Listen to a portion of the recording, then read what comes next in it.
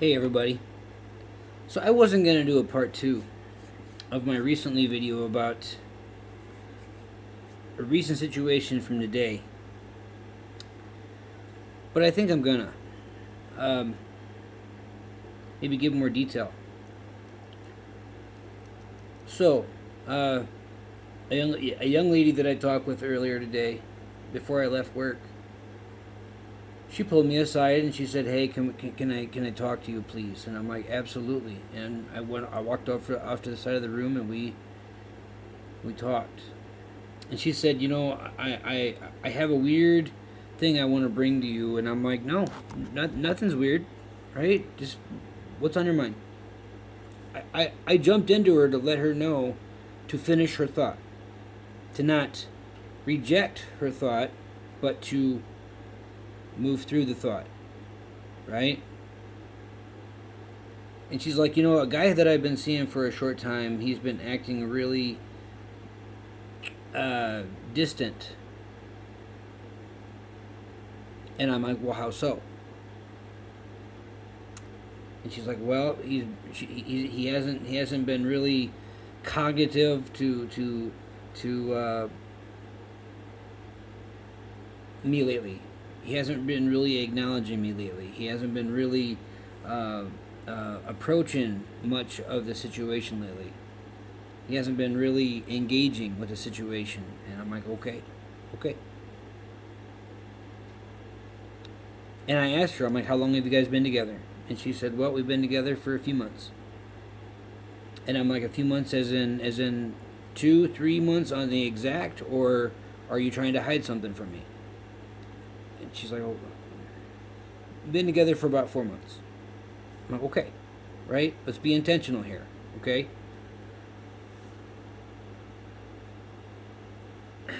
So I had to dig for the truth out of her because she was unsure. Rightfully so.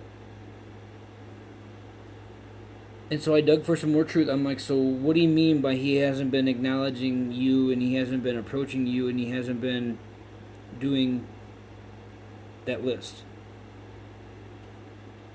I wanted the details, right? I wanted to find out what is going on so I could properly help this young lady out, right? I shouldn't have to do that, right? Hopefully the person will be vulnerable enough, and honestly, obviously she wanted to talk, so you would think that the details would come out as part of the conversation. But because she felt insecure and she wanted to hide and she wanted to keep some details out of the picture, I had to dig for them, right? Difference between somebody who actually cares and somebody who doesn't.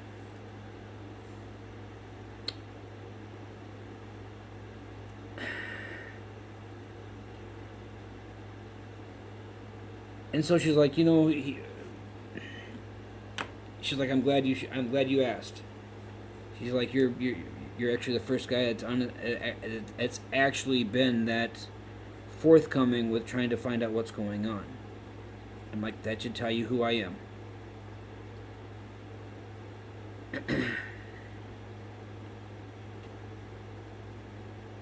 She's like, well, he hasn't been really touching me much. He hasn't been really wanting anything much to do with me. And I just kind of sat there and nodded at her and took everything in, kind of thing. Took like a mental had like a mental notepad in my mind that I was taking notes, right?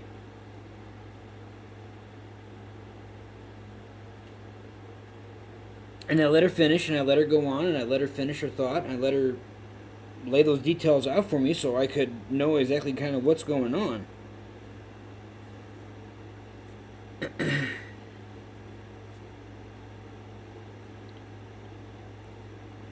And I'm like, is there anything that you do that might turn him off? She thought for a minute. She's like, well, I don't wear makeup, and he's always mentioning towards the whole makeup and how I look other than my natural self. Like, okay. So I wrote down immature in my head. Right? Insecure. Immature, insecure, they kind of go hand in hand, right? The poor guy hasn't been taught the right etiquette when it comes to dealing with women. That's on him entirely. Because obviously, if he's not learning from the people that he should be learning it from, then he should be getting it from something that's actually going to steer him down the right path. Obviously, he's not doing that, so that's negligence on his part. I guarantee it. And I was going through this in my head. I guarantee it. That this young lady that I was talking to isn't the first person that this guy has done this to. Because he doesn't know. He doesn't know. He doesn't carry that concept of understanding. Because nobody has guided him. Nobody has instructed him. That's where having an actual fundamentally sound mentor comes into play. And we should have at least one mentor, like, at all stages of our life. Right? We should at least have so when we're a kid going through our grade school, hopefully we can find a mentor that will help guide us down the right path. Right? As we're going through middle school, hopefully we have a mentor that's going to guide us down the right path.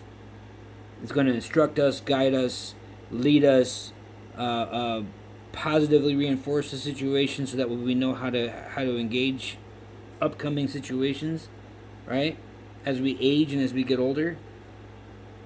And then when we get into high school, we should at least have one mentor that we go to and ask, right, the potentially grown-up questions to, so that we're getting the right information, right? So as we get out into the world, we know how to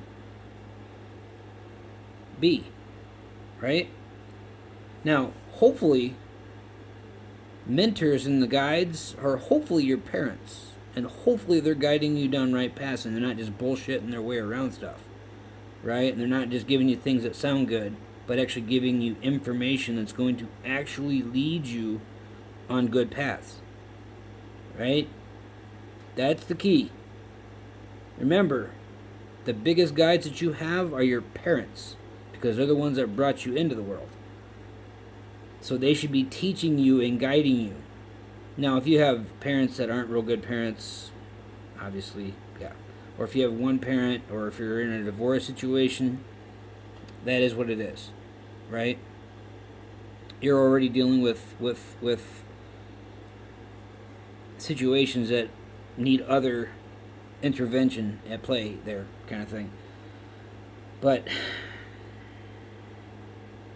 anyways, so she asked me what I felt. And she asked me honestly. And I was a little reluctant to answer her questions because they were possibly in violation of sexual harassment in the workplace.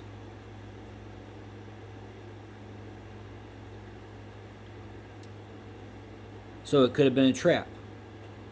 Right? There's always that possibility. The fact that we're in a workplace, we're having a conversation, and it's going down this path. Right?